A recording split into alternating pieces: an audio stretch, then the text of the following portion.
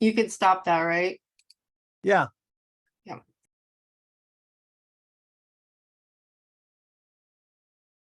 Hello and welcome to Women Who Lead.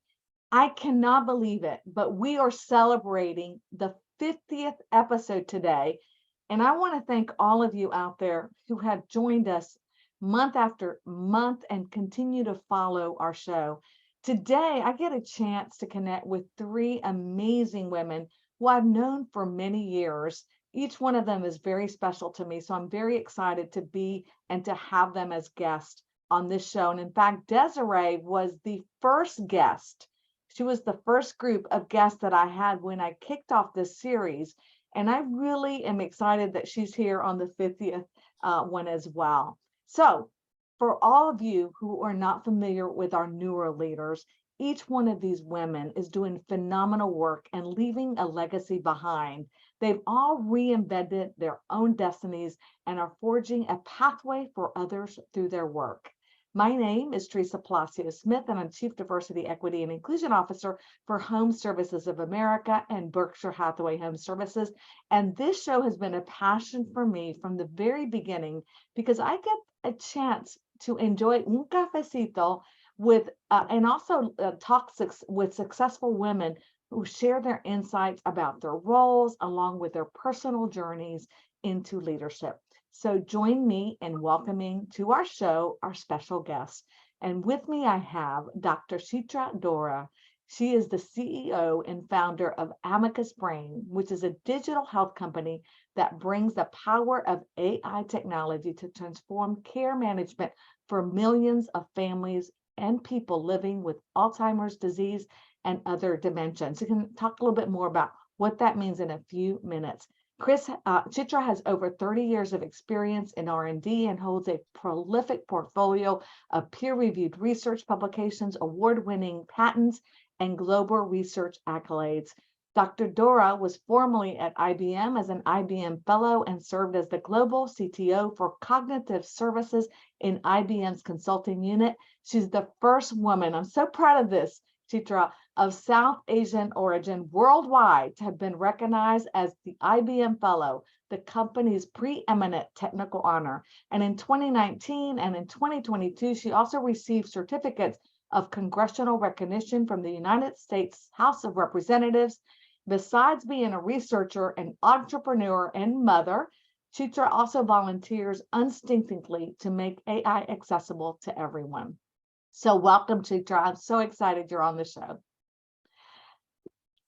Next is Dr. Vanessa Montañez. And I've known Vanessa longer than I've known anyone on this call because we met when we were both at NARUP. And Dr. Vanessa is a senior vice president and community lending national sales manager at City National Bank. That's a mouthful.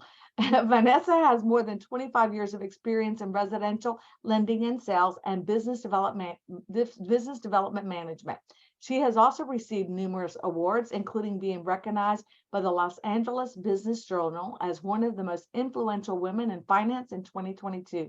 That's awesome, Vanessa. She's also the CEO and co-founder of Lead Her Talks, which is an open forum to empower, elevate, and educate women. She's also a contributing writer on diversity for Women's Mortgage Magazine and has been featured on Univision and TV Azteca. Active in the community, Vanessa currently sits on the board of directors for Rebuilding Together the City of Los Angeles. She also serves as an advisory board member to the Montebello Housing Development Corporation, the NDILC, NAMBA, and also National Corporate Board member and former president of the National Association of Hispanic Real Estate Professionals for the OC chapter. Is that correct, Vanessa? Was it OC? It's the Corporate Board of Governors for NARUP National. Perfect. But I was in the LA chapter. That's right, LA chapter, because you were president of that chapter. That's when we both served. Vanessa also earned Doctorate of Executive Leadership with honors from the University of Charleston and her master's degree in business administration from Pepperdine University. Vanessa is currently writing her first book, and I'm so excited about this, regarding the importance of social capital, which we'll talk about in a few minutes. And then last but not least, Desiree Patno, who's the founder and CEO of Women in the Housing and Real Estate Ecosystem, a visionary with over 3 decades of specializing experience in the housing and real estate area, providing advisory services, and is a global presenter and also an angel investor to enhance the quality of life, gender, equity, and social impact. She built NAWRB to elevate women, bridge industries, and change the world.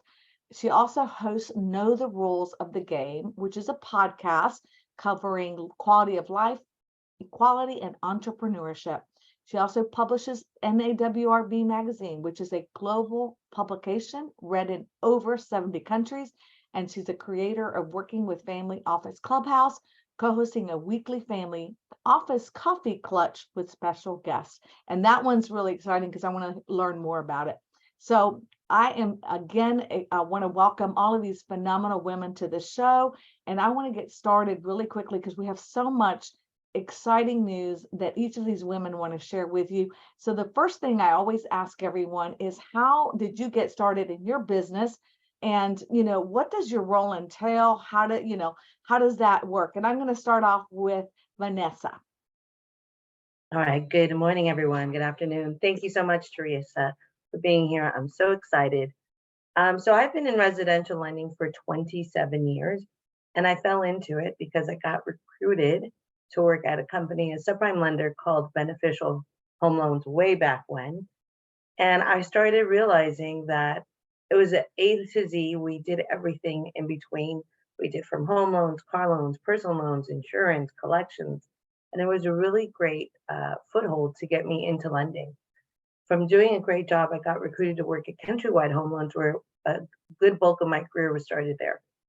And that's what really launched my career, working at a call center and then working out in the community doing residential lending for first-time home buyers. And that what really launched my career in residential lending. And I never looked back. I've never done anything but residential lending, because once you help that first family or individual buy their first home, it is the best work. You become like the dream maker. It's the best job in the world because you're getting to make their dreams come true from ownership. For most of us, it's that little piece of land that we want to have as our home and build our sanctuary and our safe place and have our family and friends get together. So that was it. I was sold. But because I worked a lot in the community, I really became enamored and really looked at affordable lending as a way to help people get into home ownership. So when I was originating, I really started looking at getting down payment assistance as one way of helping you attain home ownership. So that actually helped my career by being in that one niche, that one pocket that you're really good at. Then I started looking at the bigger picture. So what happens if we help one individual? And then what happens if we help a community or a city or then a state? So I started looking at this from a micro to a macro level. And that really fueled my passion into where I'm at now, where I'm creating a program. I'm like the chef in my own kitchen. So I got the opportunity to create the community lending division here at City National Bank. And it was just a fantastic opportunity because this is something that I know, affordable lending. So I got the support from wonderful team members, great company, and we created the Community Lending Ladder Up program along with the down payment grant. And so that really is a wonderful experience because now I'm able to help at a local level and then on a national level as we build out the program. And then create a sales team, create a comp plan that really is second to none. So from being all these years of experience, you take the best of the best and you start looking at, okay, I would want a little bit of this ingredient, that ingredient, and that's how you create a really great program and organization. Well, so that's where I'm at now, and it's been a great experience. It's so exciting because I've seen you develop from the very time that you and I met, and Yes. your journey and your experience and going back to school. We're going to talk about that in a few minutes. But thank you so much for sharing that. And then I'm going to go with you, Chitra, because you also have a very unique story. You look at your bio and such exciting and such prestigious work. And now you're even elevated to a whole different area, which I'm so proud of. Thank you, Teresa. First of all, congratulations to your team, to you and your team on this incredible milestone. And thank you for having us. It feels like we are among the friends. So I'm so excited to be here. So you mentioned in my introduction already that I had spent 20 plus years at IBM, and I was a top technical leader, being an IBM fellow and CTO. What brought me to Amicus Brain, or rather how I came to be starting this digital health company, is for a very personal reason, which is also shared by 11 plus million Americans every day. So right when life was absolutely, top notch, as someone would say, right after when I was appointed IBM fellow, soon after that, my mother was diagnosed with Parkinson's, and therein I became a remote caregiver. And caregiving for any disease is extremely onerous, with its own challenges, especially one with the neurodegenerative diseases like Parkinson's. It's extremely life disruptive. That's what I would call it. So pretty much my brother and my life, we were both caregivers, he locally caring for her and me remotely from the US. For the next 7+ years, we went through every stage of her disease, every change in her, every heartbreaking moment with her, and there were moments of joy. But within a couple of years, I realized that this cannot be my own journey. What is happening with the rest of the world, rest of the families? And it was the same, looking for resources, trying to find the best advice one needs to have to make your caregiving work better. So that's when I realized that there is something I can do here. I like, Mahatma Gandhi's, many of his sayings. One that always has stuck with me is be the change you wish to see in the world. So I felt that this is the moment. This is the moment that is made for me to step in and bring my skills to the table and change the course of care management for Alzheimer's disease and related dementia for 11+ million Americans who are facing it, who are caring for their loved ones every day.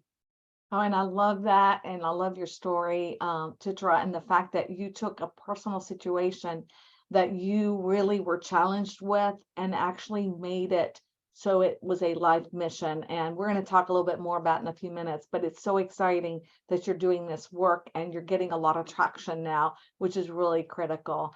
And Desiree, tell me a little bit. You and I have known each other a long time as well. And I have you're one of my mentors. I love what you do. So let's talk a little bit more about your switch, because you actually kind of also transitioned your own journey to where you were focused on one area of real estate. And then you realize there's really a whole ecosystem that kind of falls into play with the work that you're doing. Thank you very much. Yeah, Vanessa and I have known each other for years, so it's a great ecosystem we have here.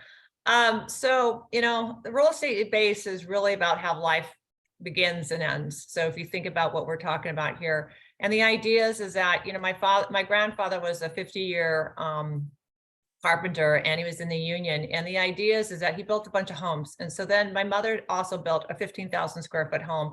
And since birth, I was always around construction and everything, and we did. And she was always a problem solver. Okay, well, let me get some bowling alley. Let me get some glass. Let me recycle it. Let me reuse it instead of putting it around. So we were always a problem solver. Anything we didn't have, we figured out how to make it work and get something new.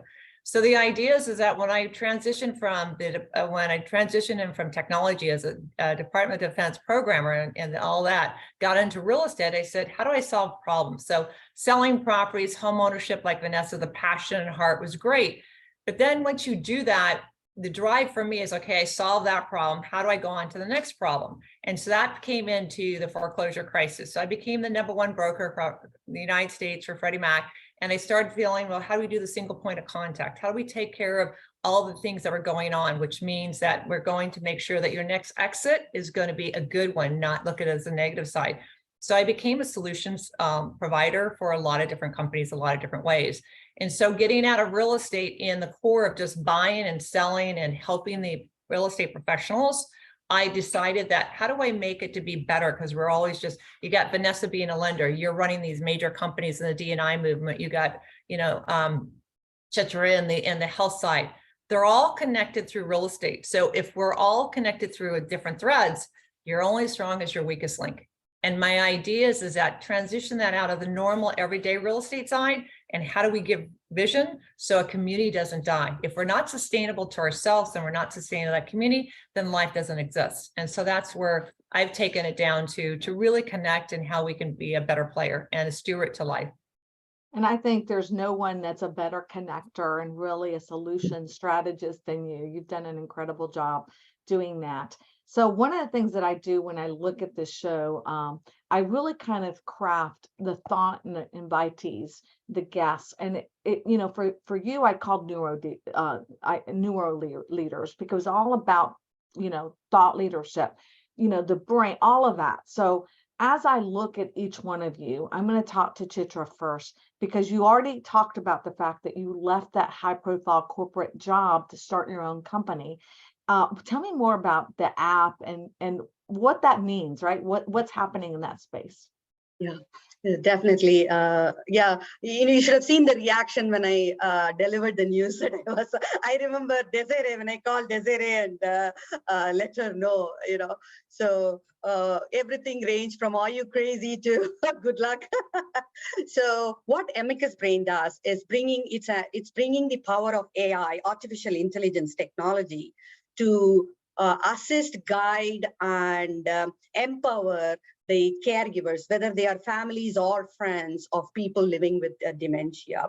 So since this disease is a slowly progressing disease that can take many years, the needs of the caregivers change from one day to another. It could be initially, what is this about? Because there is such a lot of misinformation about it and stigma around it. So people often don't even know where to start. What will I get it? Am I going to get it? How do I care for my mother, father, uncle, aunt?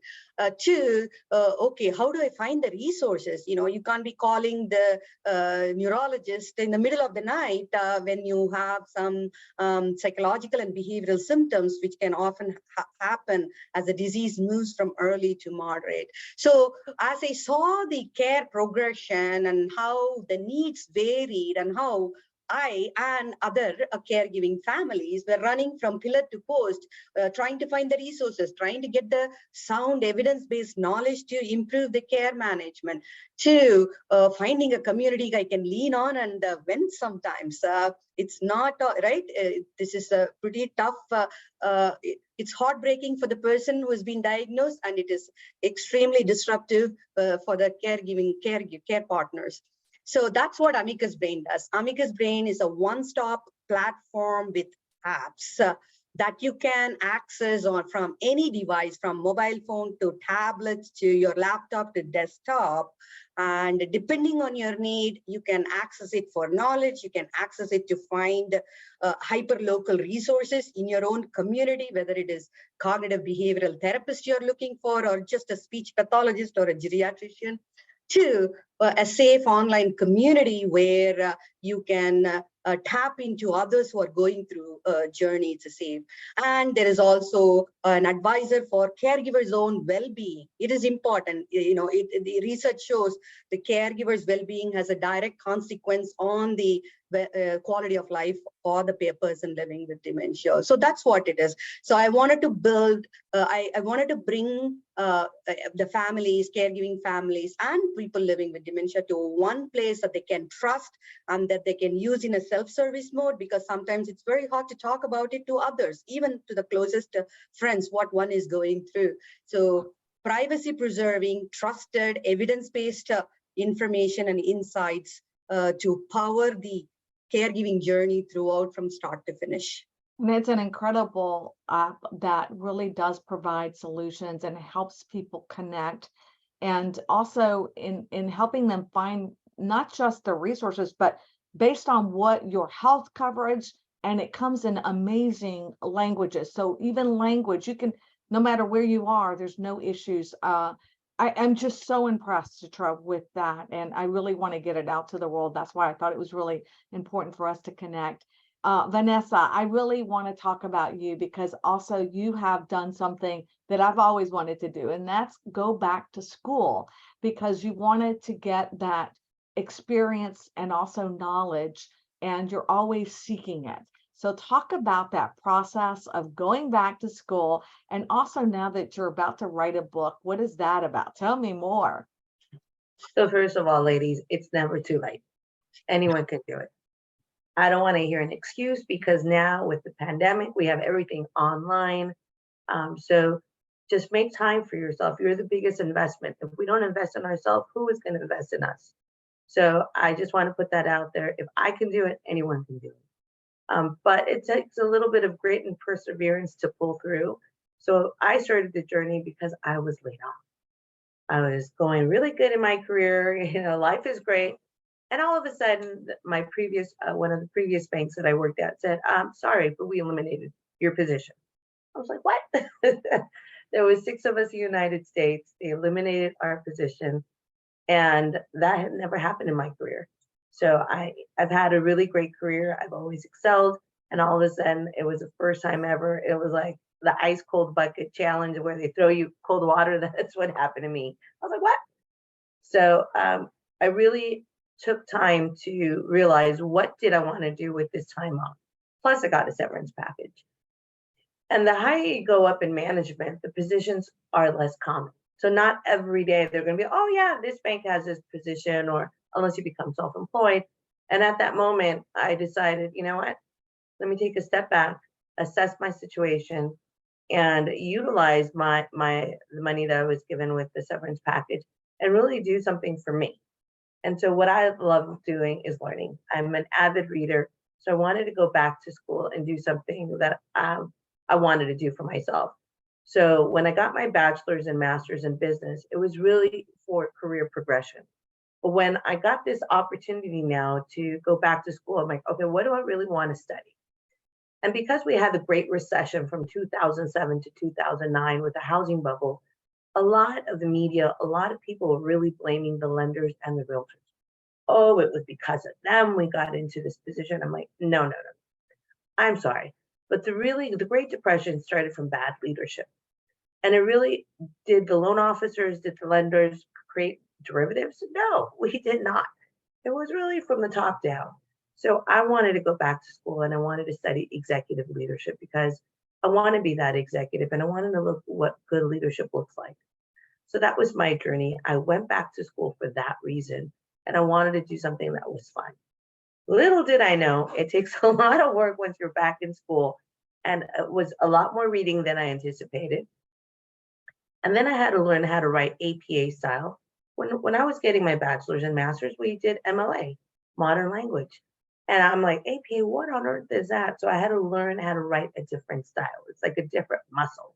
Like when you're doing exercise or you're doing crunches, you have to like exercise these certain muscles. And I had no idea what APA was. I had to look it up on Google.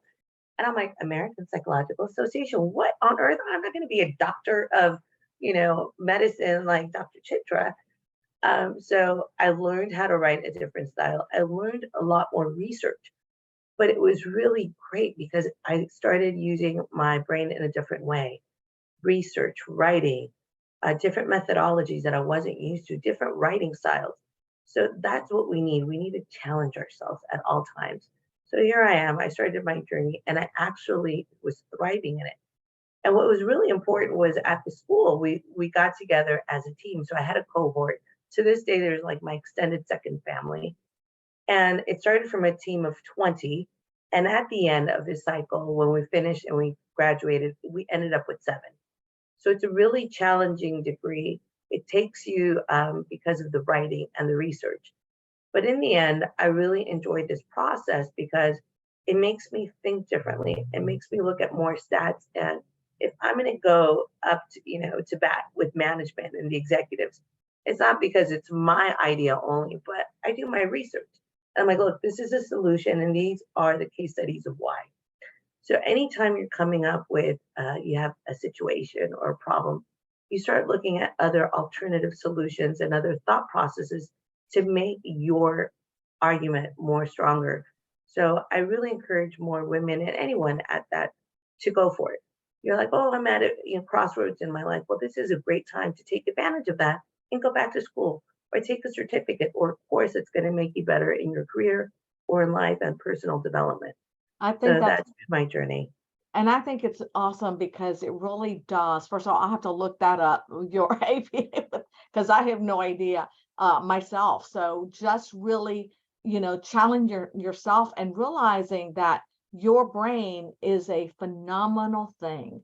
And so we really have to just use it every single day to improve the quality of our lives. I know, Chitra, you taught, that's something that Alzheimer's, if you use it, the more you use it, the more it really becomes stronger. So I love that you are sharing that with us and that you've done so well in your successes. Desiree, I know. Teresa, before you start, can I add on to Vanessa real quick? Absolutely. Thanks. So Teresa, do you notice how Vanessa's paused when she said entrepreneur or go back to school to continue her journey? And you heard from Chitra how, she says that crazy moment. I was at the IBM think tank in 2018 where they had 44,000 IBMers, and she was the center point everywhere she went. I went with her. She called me up the day before go.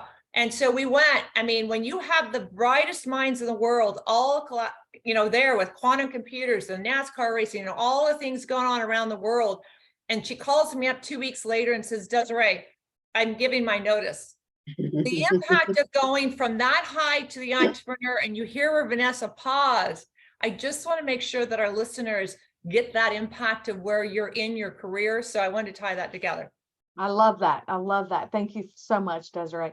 And for you, I know that something new that you kind of took on, because you've done it all, something that you took on was a new platform, Clubhouse, which I have yet to use myself, but it took you kind of into another world and into another area where you now have become really well known and versed, and that is family office. So talk a little bit more about that as well, because that's a shift as well, I think, that I think is really important, that also caught that brain, right? That neuro.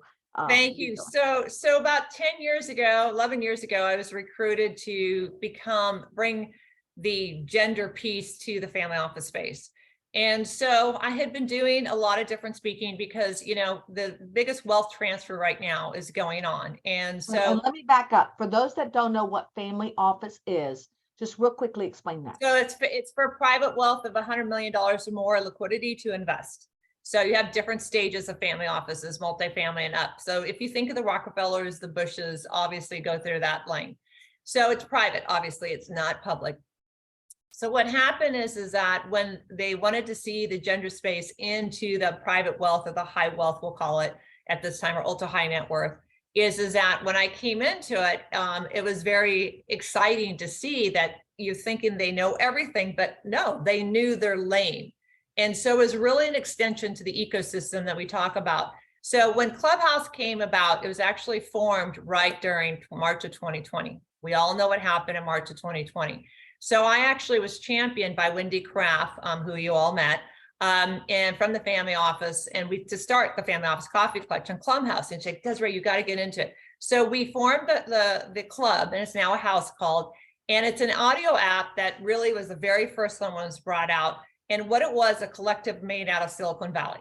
And the idea was invite only. And so now we've continued the generation for 2.5 years, and every week we meet. And what it is that it really helps me practice my craft. So if you think about it's completely ad lib, we have a theme, but you never know who's going to be in there. You can have guests in there, but what makes it so incredible is that you're learning about, it's like having a master class of 606 in college, let's say, of people coming in, and you're always news breaking, things are going on. So it's very dynamic and quick. But the great thing about it is I'm meeting people that I would never have met before. I'm meeting things and challenges and ideas. And so it's got me to hone in my craft, to find out more things in it's like college without a sign up of a degree. Mm-hmm. And so for me, it's been sound bites that has been incredible. So we've continued on, even though most people have gone to work, because it's something I can do anywhere, anytime, pop in, pop out. And it's really challenging. And I really love it because it really is about, why do you know so much? Why do you know so many different things? But I'm not the expert in it, but I know enough to buy it, to have the Chitras of the world, to have the Vanessas, to have the Teresas of the world, to bring in that expertise to connect the dots. I think that's amazing. And I think it's really taking you into an area that is really kind of very, very, prestigious, right? All right. It So has opened a lot of doors. I know, right? It's amazing because I can call you and get connected at any given point. So, I really love this show because it really talks about leadership and how do we get there for our audiences? Because we're all, we have people from all over watching the show. So let's talk about how has each of yours intersectionality affected how you have been able to work on your careers, as well as what challenges has that posed? And I'm going to start with you, Vanessa. Oh, that's a great question. So I think all of us are connected. So the intersectionality is, how can you help others? So it stems with helping others get connected to somebody else. So for me, the intersectionality is networking. So it's all about reciprocity, but it starts with you being a giver first. If you see that there's a need, that you can help somebody, then you're going to connect them to somebody. For example, I have somebody who's really wanting to connect somebody in Georgia. I know that my go-to queen of networking and is Teresa. So I'm always looking on how I can help somebody else be a better version of themselves or help them in their career, their life in general. So it comes from that intersectionality of networking for me. That's my common connector. And I think that's the best way. For example, one of my old assistants called me just recently. She was looking for a job and she was at the right time, the right place. So I connected her with someone else. So it's always coming from a place of how can you be better for somebody else? Because the more you give, like, you will get tenfold your blessings. I totally believe that. That is so true. I was just saying that same phrase to my son about, giving and how it comes back 10 times, like the book, The Giver, which is one of my favorite books. I'm not a big reader, but I really actually read that book. I read that one. It was such an easy read and it was so insightful. Now, as far as intersectionality, Chitra, we've talked about that as well. Tell me how, especially in your field, which has been, you think about the STEM fields, right? And they're really dominant male. And, Desiree just shared with us how, when she went to IBM and to, hear all of these people just asking you and following you, how did that kind of pose a challenge, with the work that you were doing and then affected you as you work with others as well? Right. The challenges I've faced are multifaceted. As you can see, I am not from this country. I was born elsewhere, and I'm a woman, who are very few in technology, especially in computer science and especially in artificial intelligence. The funnel gets narrower and narrower as you start looking into the specialization. So I like the way, Vanessa, I felt, yes, the challenges, unlike medical or legal fields where you can look at parity of representation, technology has quite a long way to go. So the women representation is much lower than the 20%, not even 20%. So what it has taught me over the years, over multiple decades, is there's some amazing, I call them groundbreaking women who have paved the field, right? Who have opened up these opportunities for me and my cohorts to walk through that and build the next level of bridge, elevate that, widen that pathway so that it doesn't become narrow, so that more people can come on that road. Lots of different kinds of challenges from the kind of things you read about in the papers.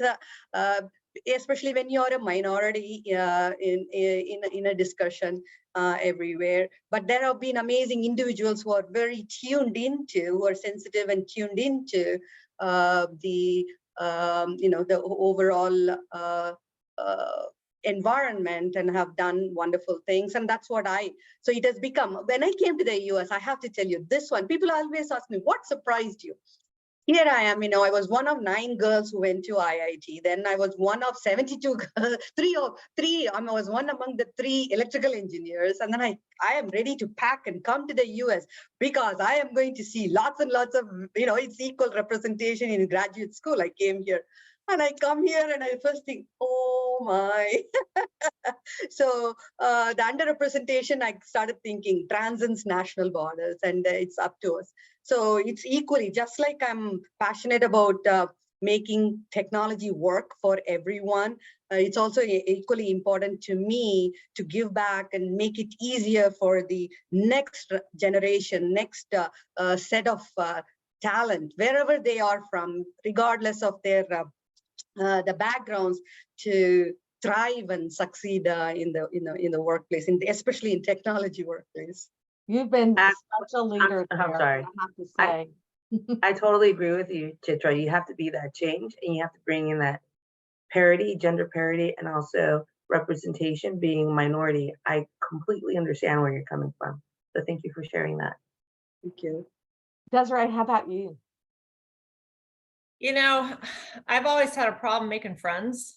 And so that being said, my interconnectivity has been about connecting with, giving them something they didn't know and making how they felt. So, if you think about going up to someone and saying, I have something to sell or something I want to do for you or something, if you really get to their heart by giving them something that maybe they didn't know about, or some passion that you have invested into them to find out more about them, about something like Alzheimer's dementia, let's say, or knowing something about their children, knowing something that's going on, and not to get too personal, but I'm always been one to try to provide solutions. And by doing that, I knew that when I left, I made them feel good. That made me happy. So then I could say, yeah, they kind of like me because I made them feel good. And so it's a natural progression for me to have someone get friendly with them to want to do something. That's how I met Chitra in an elevator. And Toni Moss is the one who actually created the ecosystem for us. She's the one that said, Desiree,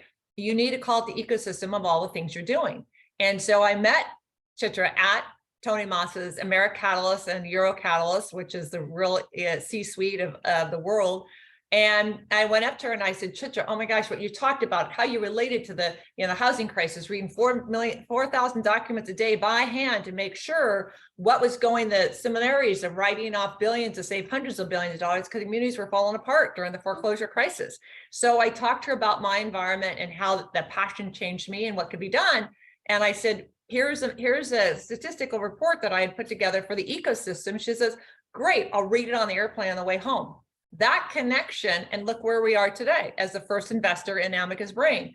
It really connected to me that I helped solve a problem and help connect the dots. And to me now we're friends, so it was very different in that environment. That's how, everyone out there, yeah, I have a real hard problem and making friends and feeling, adjusted. And so to me, if I can make people happy in the interconnectivity, is by helping them feel better about something, by giving them a resource that they might have not known about. Well, I'm surprised about that because you and I immediately, I think, connected. So I really appreciate that, Desiree. So here's another question for all of you, because you've all done so much, but what would you consider one of your biggest accomplishments? And, what were some of the challenges? Just make it really short, that you've had, or failures, because a lot of people don't realize that through our successes, you have to fail. And sometimes people give up too soon, And so I'll start off with you, Desiree, with that question. I have two real quick. Obviously, NDILC, everyone here on the calls from the NDILC, and taking top leaders from so many different verticals to put them together to trust, invest time, money, and energy to be part of the council and to give back to providing solutions. And the second thing is, I think one of the greatest things that I did was a single point of contact. What is that? The single point of contact is when you went through the crisis mode, is how do we as real estate professionals help the homeowner transition to create better systems? And so when we were going through the foreclosure crisis, we had millions of people going through that process. And they'd have to call up and give the story every day, the same story to someone new, and there was no one being connected. So I championed Fannie Mae to say, no, I can do this technology-wise, I could do this. So I provided the system, and then it got on, and they actually created the single point of contact, which means you didn't have to explain your story every time to someone new. You had one dedicated person to take you from start to finish in that journey. And look how many millions of people went through that crisis that today still resonates. And now we're doing it on the commercial side. So it's very powerful to me. And I think that in itself that people can relate to, besides I have a few others, but I think that's the most important thing is we have to have a system, and whatever we can do from the outside in and the inside out connect is what I wanted to champion. Oh, wow. That's really impressive.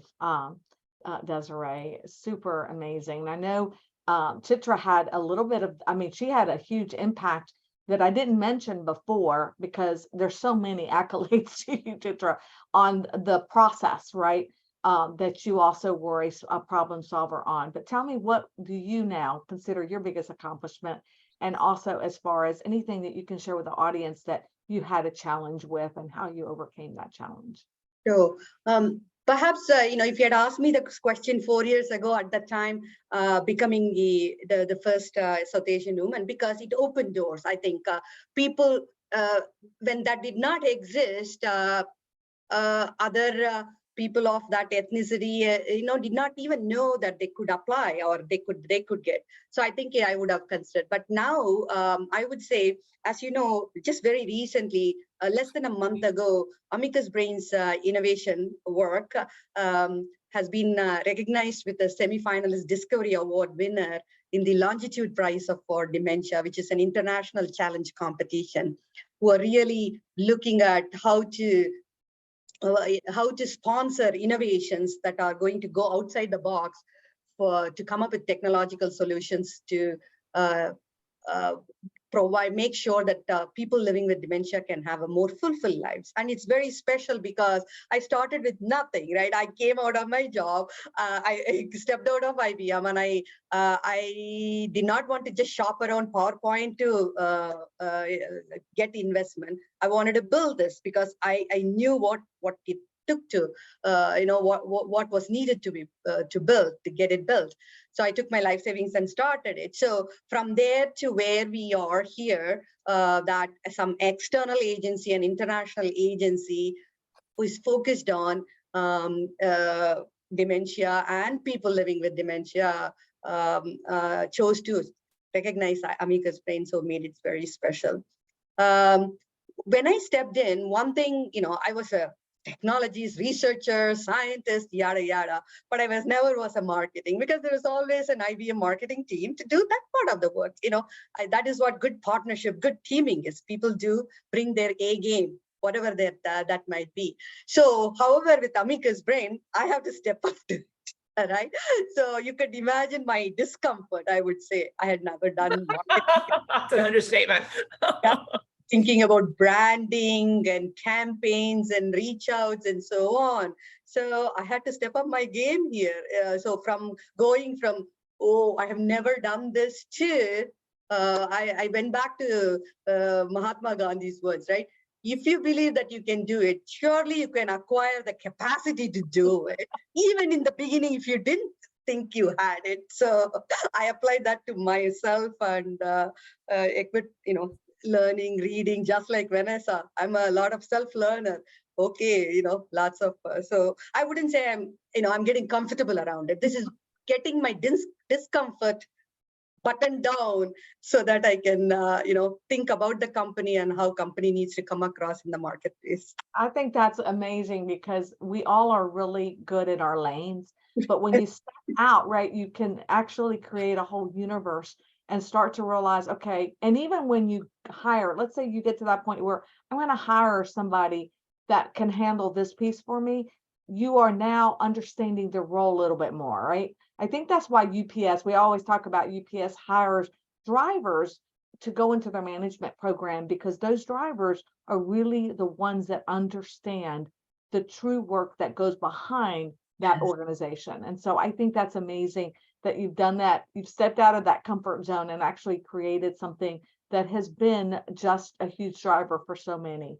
And now, Vanessa, how about you? What I'm assuming that there's a lot that you could talk about, but what would you say is one of those accomplishments that really kind of led you, and also what were the challenges or obstacles you faced along the way?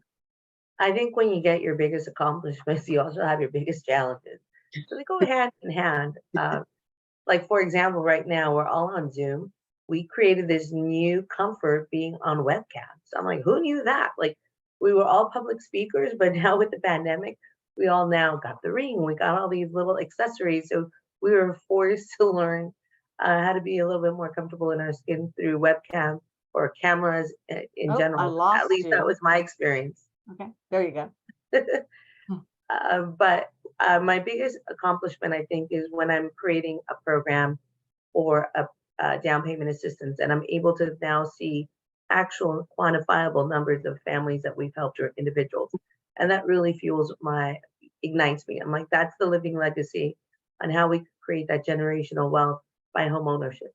Because most of us obtain most of our richness not through we were born in a family, the family services like Desiree is really well known in, but for us, that are starting out in life through real estate and investments, we really are able to then obtain that generational wealth and pass it into our children and other generations.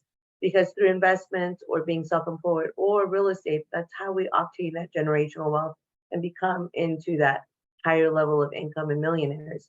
So that was my biggest accomplishment, is driving and creating that program. Now with those challenges are, oh my gosh, what did I get into? Because now you have to really think about, is it a great solution? Is it, can it stand by itself? And then is it available to sell to secondary markets? No deficiencies, how many people can qualify? And you have to start looking at the bigger picture to make sure that it's a sustainable program that will make an impact for a family or an individual, but also behind the scenes to your company. So it's been a wonderful experience, but with that comes a lot of challenge. Like the higher you go up the food chain, you have to think, how can you help the best of your ability to that individual? Because behind that somebody's life that you're helping them get into a home. So it's been my biggest experience and accomplishment, but with that comes a lot of challenges. But it's like that solution that we have to create, just like Chitra's doing with her app. It's like we have an issue that we have to solve for millions, but this is one way to go about it. So again, it comes with challenges, but a lot of blessings along the way. Well, and also that macro thought process of how can this really be something that can really grow, and that also can really make a difference for not just one person, but a lot. So I can imagine that really does take a lot of different tools that you'll need to use to be able to get there. How about as far as, we talk about technology and we talk about tools, and what is one, social media innovative ways or tools that you have found that you want to share and recommend to others that you said, wow, this is extremely effective for me, especially in your line of business? So I'm going to start with you, Desiree. I think you talked a little bit about Clubhouse, but what are some other? I like Gamma. Gamma is a brand new AI company out there, like ChatGPT and some others. And they're programs that you can actually help you think and connect in different ways very quickly. And, we can look at social media as a way of connecting outside, but sometimes we need to look inside ourselves to get our thoughts before we share, especially with all the things that are going on right now. And so for me, I love Gamma, G-A-M-M-A. They're all free. And the idea is that to help curate that, where you're not paying for something, to put together PowerPoints, presentations, integration, and there's different things like that that I really like. I'm going to take note of Gamma. That sounds fantastic. And anyone else? And Chitra, I just want your app, where can we tell me? Because I think that's a really important one. And so how do people, the general public, find that app? Come to our website, just amicusbrain.com, right in my screen background. And there is a tiny form to fill out if you're interested in a demo or you want to, subscribe to our services, and we'll get in touch right away. as soon as Perfect. you let us know. Perfect. And Vanessa, anything you want to add? I'm all about research, so I like McKinsey Institute. I like the Urban Mhm. Institute. So these are think tanks that I use a lot for my background and get information and great articles.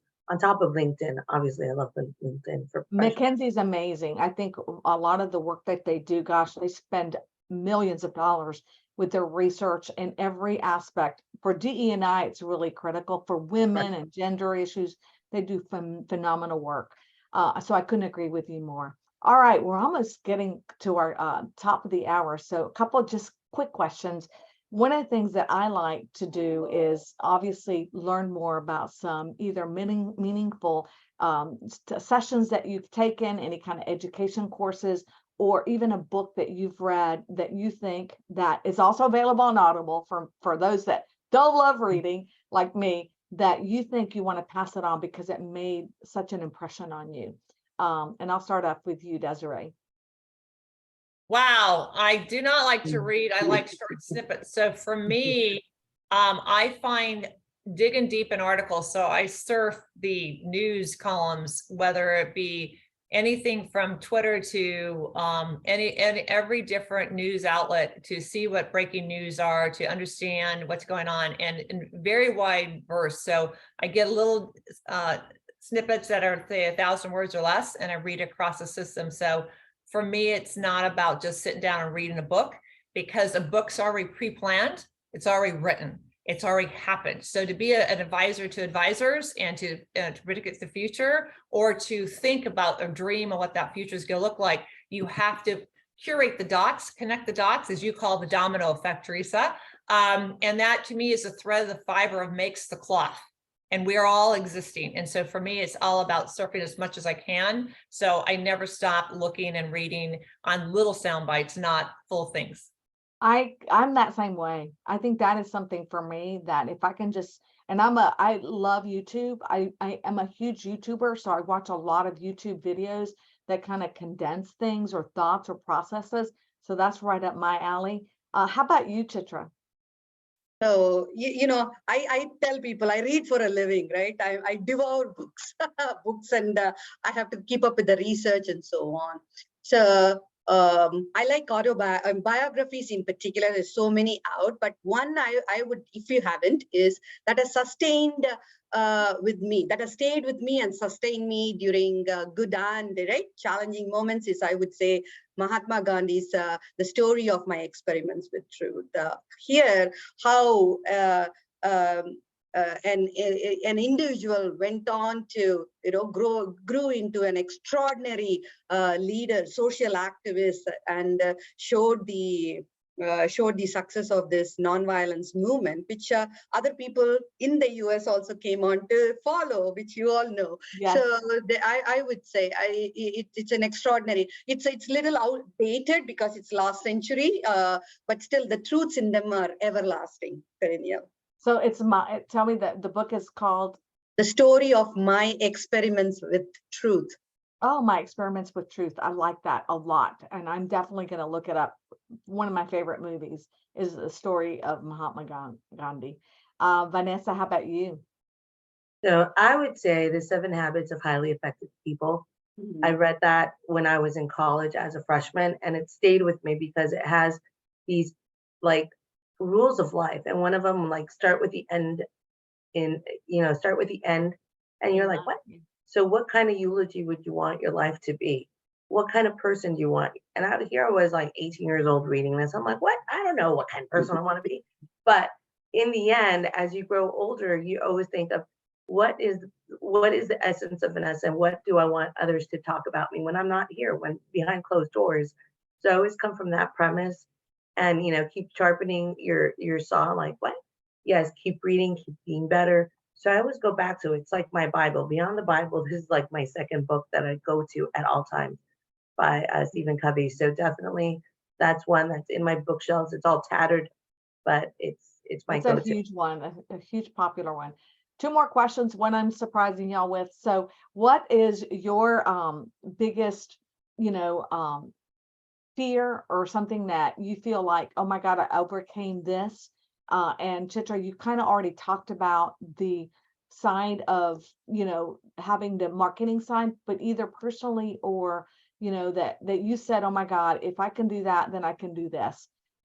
Anyone that wants to kind of throw that out. Desiree, I actually going to ask you that one because I think you I've seem been. so let me just say this. You are invincible. I think you really have, to me, that personality that nothing gets in your way, right? I feel like you are never scared to approach anyone to ask the question, right? Don't y'all agree? You Yes, just ma'am. go for it. So, I'm glad you all think that. yes. So is there anything that you said, oh my God, I really am nervous, and then you actually, that was a big fear and you overcame it? You're making me blush. Wow, if I had that much confidence, I would be great. So to that point, I'm always worried about that I said something that hangs on someone, that, maybe I said the wrong thing. And so I would say 3 or 4 years ago, I found my lane, that the biggest accomplishment was me, that it's not about everyone liking you, is that your lane now, it's more complex. So, I kept trying to get the, we talk about paying forward and helping the next gen and everything else, but sometimes the connection and the complexity of someone is not their best game. And that's where I came in. I realized that I'm not everyone's cup of tea trying to explain, because I do go off calendar and come back. I mean, calendar is a very big way of saying it gets really wide and they have to shrink it down, and people are like, be focused. I mean, real quick, you go to the C-suite, you go to the upper management. When I was younger, they'd say, Desiree, say one thing, don't say 4 projects, don't go too crazy. And now I know I know my strength, that it doesn't matter what they need. I know what I need to get out. And sometimes it's been the game changer. So that confidence level 3 years ago or 4 years ago was the biggest game changer for me, that to overcome that, the confidence is within me, that I can say what I want, and I have to speak with only myself. No one else has to go through it. So that was a big deal for me. I think that's amazing. I really do. And I can tell the difference. I really can. Chitra, how about you? The fear you're talking about?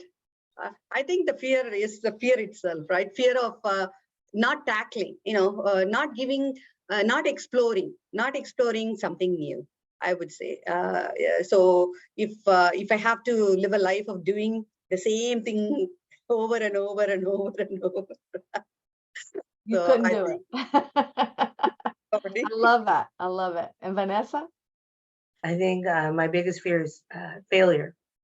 If I fail something and I didn't do my best, because I've always focused to do my very best. But if I feel, I take it personal. So sometimes when we're giving a project or a big opportunity, you do not want to fail, because there's so much writing on this. And so that's my biggest is failure. My But biggest failure, really, you probably learned that it's just, once you fail, you learn, like, oh my God, I could have done this, or I think it really helps us in that learning process. And I have to agree with you. That's probably one of my biggest too, is failing, right? Oh, I'm so nervous about failing. But if you never get started and do it, how will you know? It's like, you just have to get it done, right? All right, one last question as we finish our show, and that is the one that I always ask everyone. We want to end on a positive note. So tell me, what affirmation, what quote do you want to leave our audience that really kind of has resonated with you? And I'll start with you, Vanessa.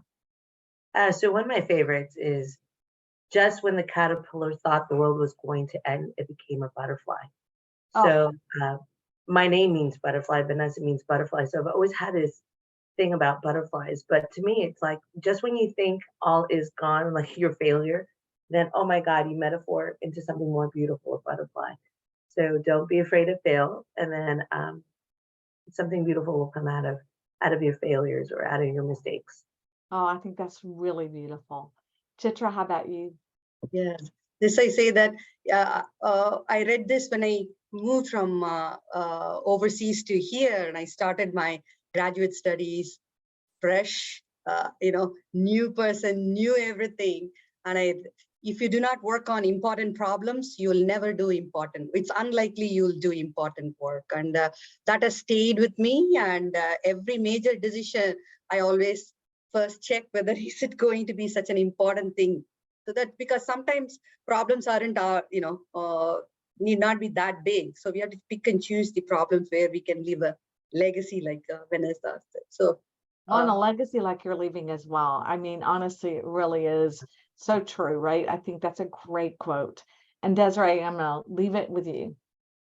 So my quote is actually our trademark: technology, human balance.